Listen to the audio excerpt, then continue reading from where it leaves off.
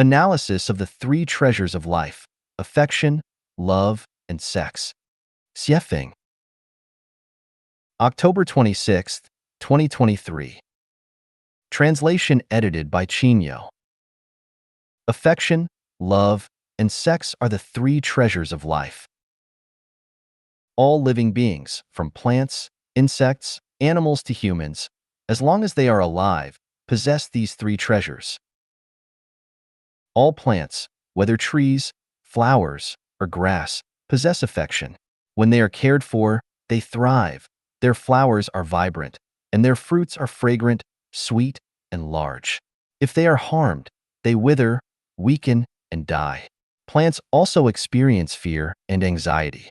Even a single flower, when nurtured by a loving person, flourishes, while the same flower, when nurtured by someone with hate, cannot thrive no matter how it is cared for. The shade provided by plants, their offerings, and their colors all express their love.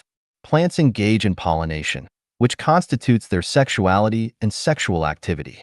Most of the plants that do not flower or bear fruit also have male and female distinctions. Even trees like poplars, willows, and grasses have male and female distinctions. There is an exchange of elements between the male and female parts, which is their sexuality and sexual activity. All things have affection, referring to life. The connotation of affection determines the level of a life. The narrower the emotional domain, the lower the level of life. The broader the emotional domain, the higher the level of life. For example, if a person only has affection for one or a few people, their emotional domain is narrow, and their life level is low. If a person has affection for all people, their emotional domain is vast, and their life level is high. If a person not only has affection for people but also for all beings, for mountains, rivers, land, sun, moon, and stars, then that person is no longer an ordinary mortal but has reached the level of gods and belongs to the realm of heaven. Love is a sign of the non-material structure of life. If a person only loves a few people throughout their life, the non-material structure of their life is not much different from that of animals, and may even be less extensive than that of animals. If a person loves all sentient beings, then that person is not an ordinary mortal, but has reached the level of angels and bodhisattvas. The more objects of love and the broader the scope of love, the more perfect the non-material structure of a life. Love is a state manifested by life, and this state does not change in the slightest due to different environments or objects.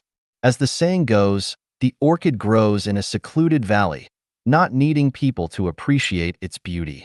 If someone falls in love with another person because of their wealth or power, this love is not born from life itself but is driven by self-interest.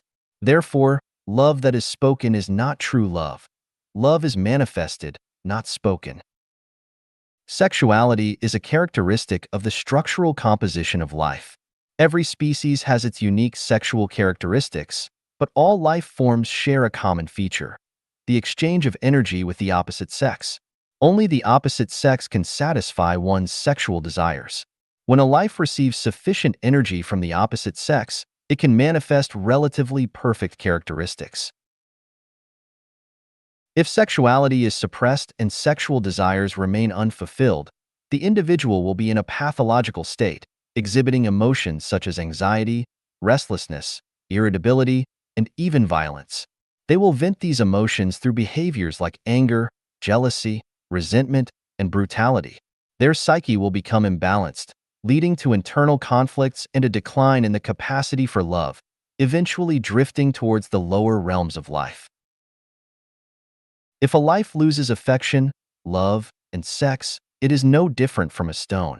It loses vitality and life. If a person lacks affection, love, and sex, they become like a mummy, a walking corpse, nothing more than a physical automaton. Therefore, affection, love, and sex are the three treasures of life. People may possess nothing, but they cannot lack affection, love, and sex. The broader the emotional domain, love domain, and sex domain, the higher the level of life. The narrower the domain, the lower the level. Why did Jesus Christ say, "In heaven, there is neither marrying nor giving in marriage"? It is because once there is marriage, the emotional, love, and sex domains become narrow, making it unsuitable for life to exist in heaven. To become an advanced life form, one must fill their heart with love for mountains and rivers, love for the universe, and love for the destinations they are destined to reach. Regardless of the environment or circumstances, one must consistently express their love, beauty. They must fully satisfy their sexual needs because sexual freedom is the ultimate freedom of life.